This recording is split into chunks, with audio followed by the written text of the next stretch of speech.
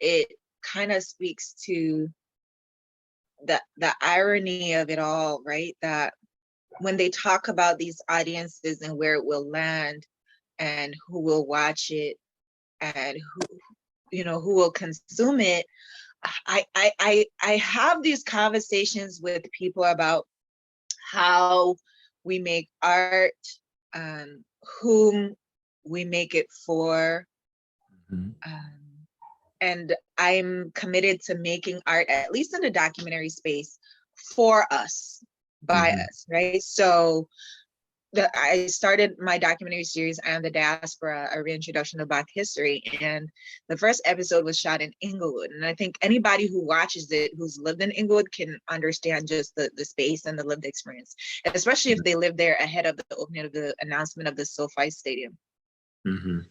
I think when it's consumed, to your point about 7 Years a Slave, when it's consumed just as interesting, maybe propaganda, it can kind of have a ribbing or a latent trauma to it. Yeah, people are gonna reject it because they don't want to be people don't want to be preached to in some ways. So like, which is why it's something that we do is comedy being one of our mainstays. We have something where say, I like to hide the medicine in the candy, So like, we're going to give it to you in this big, broad, fun, digestible way, but little do you know, like there's going to be some subtext and we're going to get some, some messages in there that you didn't even realize that you might have been consuming. So comedy does that. Comedy is definitely a great vehicle for that. But then what of making that, I think, present us in maybe a powerful light? I'm thinking The Woman King, I'm thinking Black Panther, but also just gives us kind of these memories of the fact that we're still dealing with the effects of these very real things, right? The sibling rivalry in Black Panther is not unique to Blackness, but I think I did have kind of a takeaway around how we can still be our own worst enemies, right? And the same thing for The Woman King. I was relieved. Did you have a chance to see it? I don't want to spoil. We're gonna see it next week. I haven't seen it yet. Okay. So what I will say is I was relieved that the friendships were honored. I was relieved that it wasn't oversimplified to the point that it was easy to spit out, right? Because it's very easy to have an action piece become just about the action and kind of seem like, oh, naturally, of course, this will be the triumph of the main character, because they always triumph, right? It was kind of leaving you questioning what was a win for this group of people, right? And at what price were groups able to win, right? And of course, we know that Dahomey, the last Dahomey king, was exiled to the Caribbean, right? So there's that movement across the diaspora. He was sent to a French colony and lived out the end of his years there. But I think it's ever this discussion around how much do we pay honor and homage to the history, and then how much do we pay, I think, emotionally and revisiting it, right? And not forgetting that we have to know the history in order to never repeat it. And we have to see ourselves in one form or another. I think in film is super, super important.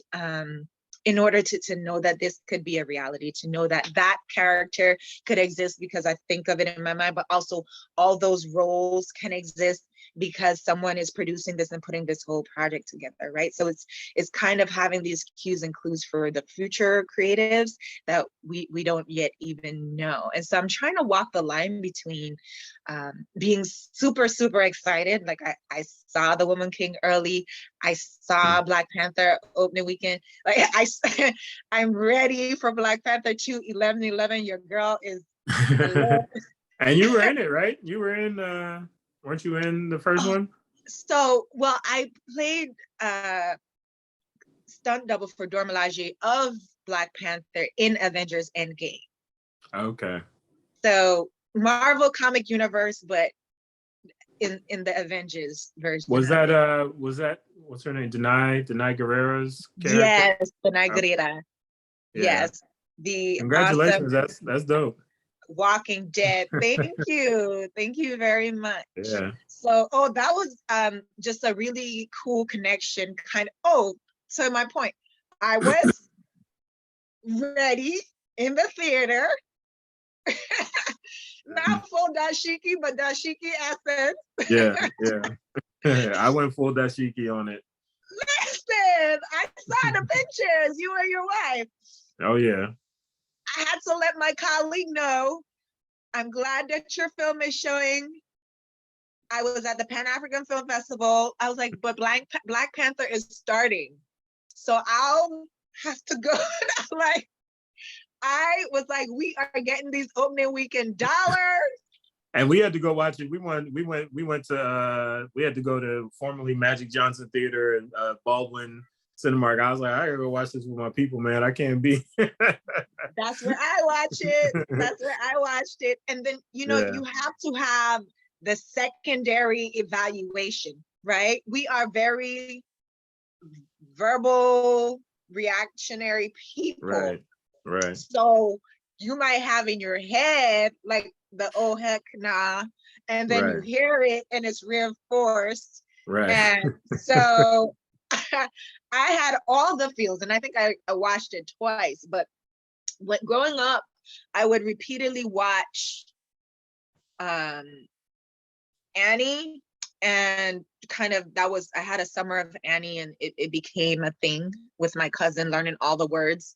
And I know that learning words and learning lines for films was something that you did early on, as kind of how you and your mom connected around things.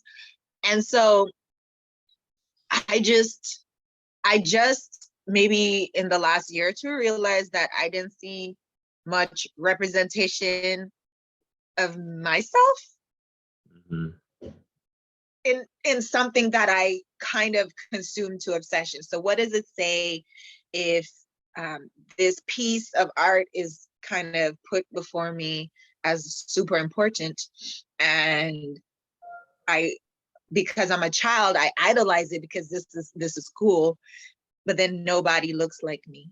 So even in this, imagine it's like you don't exist.